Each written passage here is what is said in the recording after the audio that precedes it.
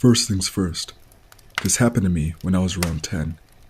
I've lived in Idaho all my life and spent a lot of time outside or in the wilderness as a kid. My grandparents would take me and my brother camping. My older brother and I would hike up whatever trails we could find to get a good view of the sunset.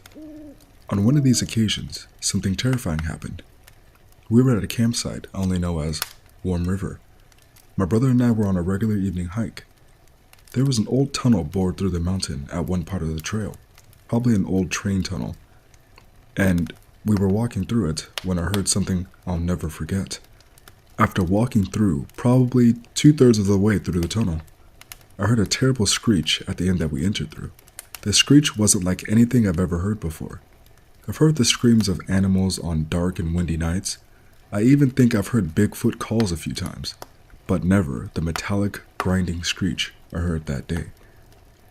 The point is, whatever the sound was, it did not sound natural in any capacity. I probably jumped 5 feet in the air when I heard it. My brother shouted a few choice curse words before shooing me quickly to the exit of the tunnel. At this point, my brother decided that we should just continue walking and head back after whatever made the noise hopefully cleared out.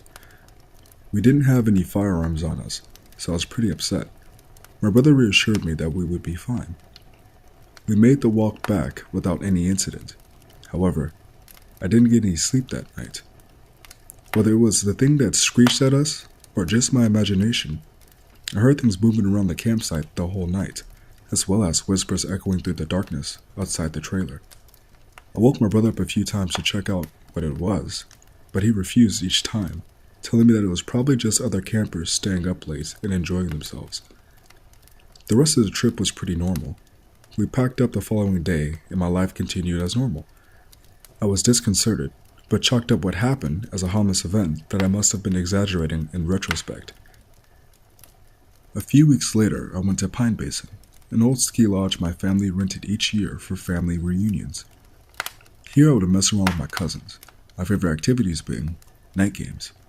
We would play hide and seek in a game called Ghosts in the Graveyard, and other games like that. On one instance, I was chosen to be the seeker for a hide and seek game. Because I was one of the younger cousins, I got a flashlight as an advantage. Normally, all the younger cousins hid close to the lodge, and the older cousins hid in nearby trees or at the base of the nearby mountain. As I was searching near the bottom of the mountain, I heard a familiar whistle up the mountain a bit. We would always whistle as a hint at our locations. It sounded like someone was hiding way up near a tree known as the underwear tree. You can guess why. So I began trekking up toward the whistle. As I climbed closer, I got an uneasy feeling in my stomach. I continued on warily and convinced myself that I would be fine. I hated walking in the night alone, but figured whoever I find would walk me back to the lodge. As I neared the tree, I noticed that it was deathly silent. This alerted me that something was very wrong, because you could always hear the adults having fun back at the lodge. I was anxious to hurry back, so I called out, "I found you, Scott."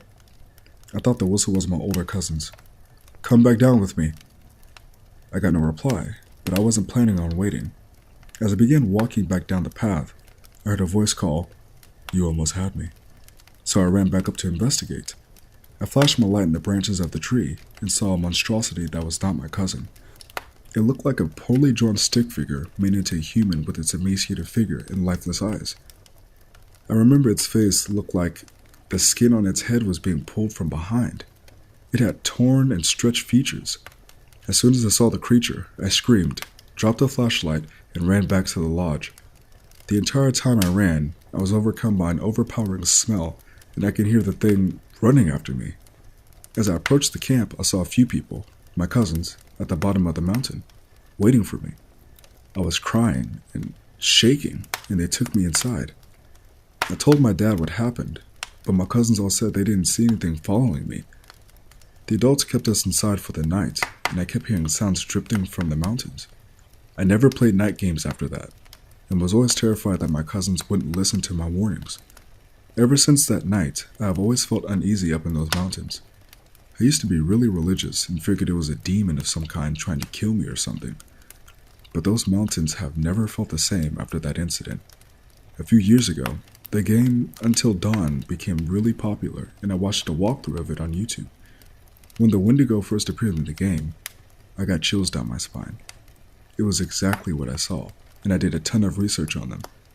I figured someone must have gotten snowed in at that lodge and resorted to cannibalism, but that doesn't explain what happened at Warm River. I still hear the screech from time to time. It never occurred to me until watching Until Dawn that they might be the same thing, and it scares the hell out of me every time. I heard it earlier tonight, and that's why I decided to finally write down my story. Wish me luck. Thanks for joining us around the campfire. If you enjoyed the story, subscribe below. Also, hit that notification bell to be notified of our new stories as they are posted. If you have a story you'd like to share for narration, submit it via email, and you may be hearing your story next. Our email address is in the description box below. Thank you, and good night.